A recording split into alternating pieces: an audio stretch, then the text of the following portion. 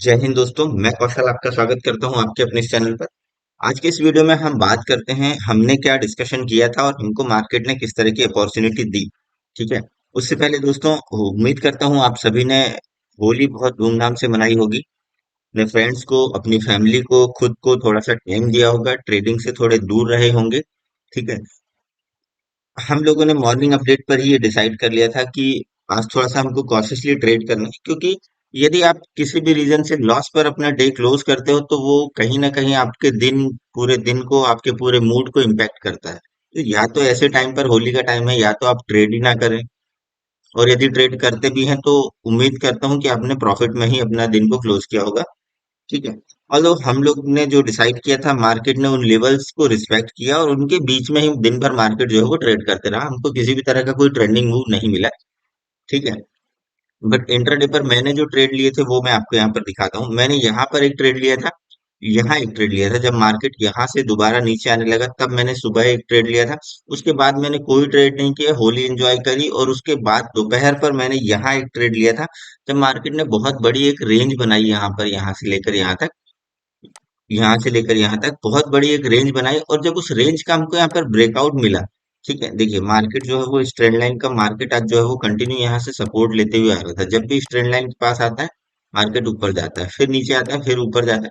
और इस तरह से मार्केट ने यहाँ पर एक रेजिस्टेंस लिया, यहाँ रेजिस्टेंस लिया, यहाँ रेजिस्टेंस लिया, ये रेजिस्टेंस के आसपास ही घूम रहा था।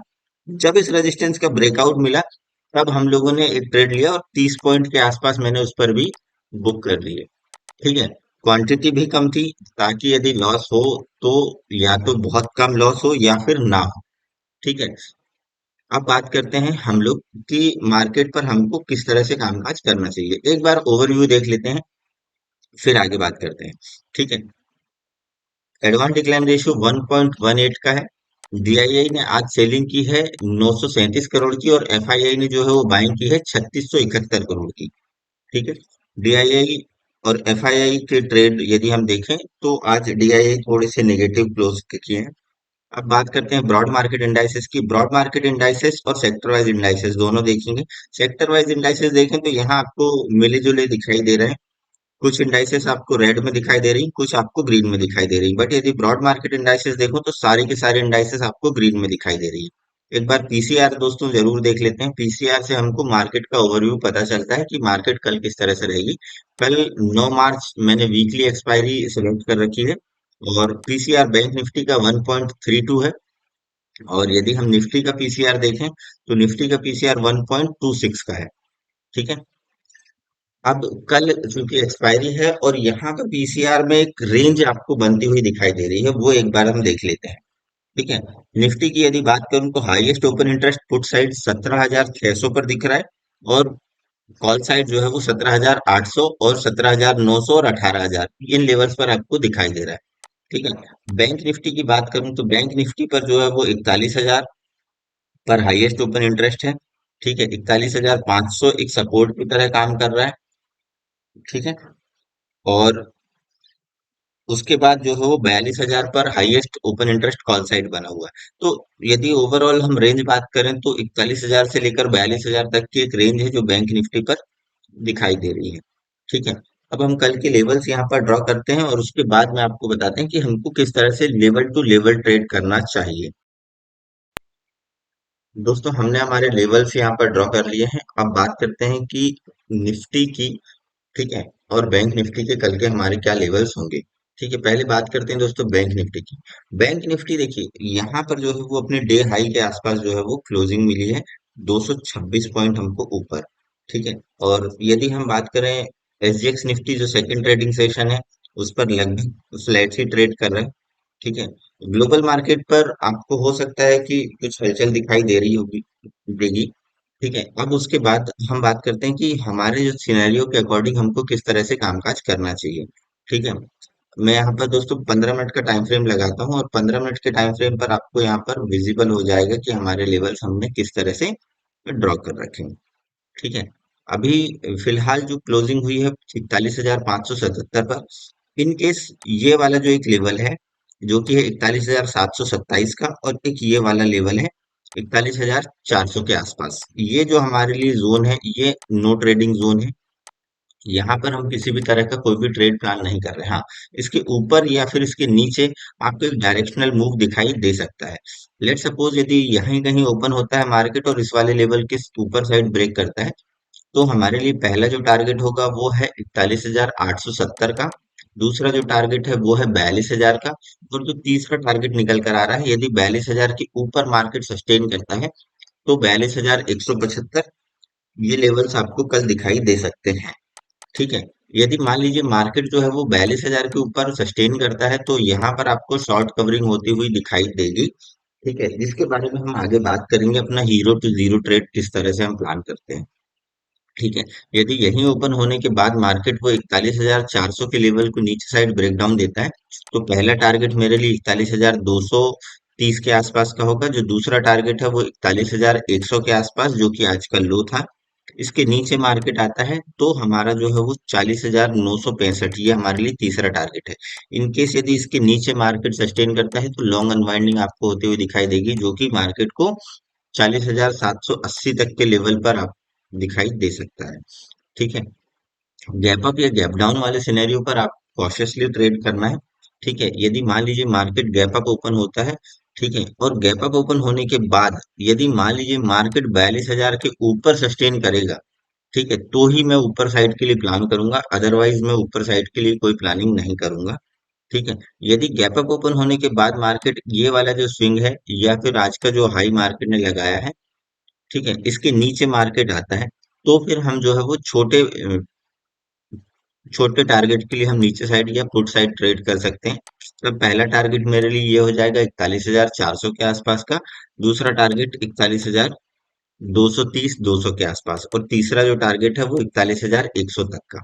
ठीक है, ये हमारे लिए छोटे टारगेट हो जाएंगे यदि मार्केट गैप अप ओपन होने के बाद नीचे आता है तो।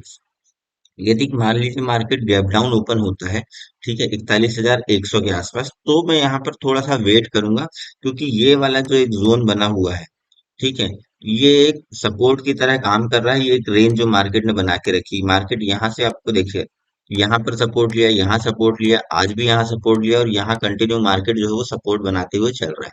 यदि यहीं कहीं ओपन होता है और मार्केट जो है वो 41,000 के लेवल को नीचे साइड ब्रेकडाउन देता है, तब मैं नीचे के लिए ट्रेड प्लान करूंगा, अदरवाइज मैं ऊपर के लिए प्लान करूँ। देखिए ये वाली जो एक लाइन बनी है, ठीक है, इस लाइन को आप मार्क कर लीजिए। यदि गैप डाउन ओपन होने के बाद इस लाइन के ऊपर मार्केट निकलता है तो हम कॉल साइड बैठ सकते हैं। ठीक है। टारगेट हमारे यही टारगेट रहेंगे। यदि यही कहीं ओपन होने के बाद मार्केट यदि 41,000 के लेवल को नीचे साइड ब्रेकडाउन देते हैं, तो हम नीचे के लिए प्लान कर सकते हैं। फिर उसके बाद जो है वो जिस तरह से मार्केट पर मोमेंटम होगा, हम उसके अकॉर्डिंग अपने ट्रेड को प्लान कर सकते हैं। पहला जो टारगेट रहेगा वो होगा 40,780 के आसपास का। इसके नीचे यदि मार्केट आता है तो फिर जो है हमारे लिए जो टारगेट होंगे वो, चार्ट थोड़ा सा ऊपर करते हैं, तब हमारे लिए ये जो टारगेट है 40,600 और 40,500 तक के लेवल के लिए हम वेट वेट कर सकते हैं। ठीक है। अब बात करते हैं दोस्तों निफ्टी की। निफ्टी पर ये एक जो रेंज मार्केट ने बना के रखी है, आज वाली ये जो रेंज है, ये हमारे लिए ना नो ट्रेडिंग जोन की तरह काम करेगी। ठीक है। यदि यहीं कहीं मार्केट ओपन होता है और मार्केट जो है वो 17,800 के लेवल को ऊपर साइड ब्रेकआउट देता है, तो हम कॉल साइड बैठ सकते हैं। पहला टारगेट 865 का, 17,865। दूसरा जो टारगेट है 17,916, और तीसरा जो टारगेट है 17,980, या आप 18,000 बोल सकते हैं। इसके ऊपर यदि मार्केट रहेगा तो फिर आपको शॉर्ट्स कवर होते हुए दिखाई देंगे। बट यदि यहीं कहीं ओपन होने के बाद मार्केट जो है वो 600 वाले इस लेवल को नीचे साइड ब्रेकडाउन देती है, जो कि 647 का है। जी हाँ, ये वाला जो स्विंग है 650 647, इसके नीचे मार्केट आता है, तो पहला टारगेट मेरे लिए 17,600। दूसरा जो टारगेट होगा वो 17,540। तीसरा जो टारगेट है 17,500 के आसपास, 17,490 का आ रहा है निकल कर। ठीक है, आप 500 ले सकते हैं। ठीक है, ये हमारे लिए नीचे साइड के टारगेट होंगे। इन केस यदि गैप अप या गैप डाउन मार्केट ओपन होता है तो आपको थोड़ा सा वेट कराएगा मार्केट। ठीक है, कल एक्सपायरी है। जो भी अपने ट्रेड लें, या तो आप अपना रिस्क रिवॉर्ड देख कर ट्रेड लें, या फिर नेक्स्ट एक्सपायरी का ट्रेड लें। क्यों? क्योंकि यदि मार्केट, आपने कोई भी ट्रेड लिया और मार्केट यदि साइडवेज हो गई, तो वो ट्रेड तो आपका जीरो होना है। ठीक है, प्रीमियम लीके के कारण। इससे बेहतर ये है कि आप नेक्स्ट एक्सपायरी में ट्रेड करें। ठीक है। तो नेक्स्ट एक्सपायरी में ट्रेड करने पर होगा क्या, आपका प्रीमियम डीके कम होगा और आपके मोमेंटम भी उसके अकॉर्डिंग रहेंगे। यदि आपके फेवर पर मार्केट रही तो आपको प्रॉफिट होना है, यदि आपके अगेंस्ट मार्केट जाती है तो प्रीमियम डीके कम होगा, एटलीस्ट जीरो नहीं होगा। ठीक है।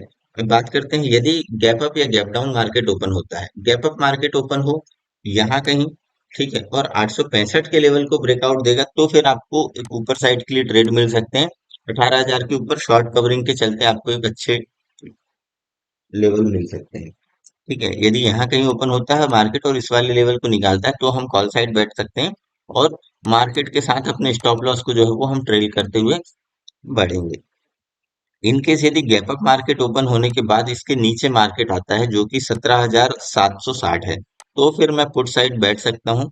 ठीक है, पहला टारगेट मेरे लिए ये हो जाएगा 17,650 का, दूसरा टारगेट हो जाएगा 17,600 और तीसरा टारगेट जो है वो 540 के आसपास।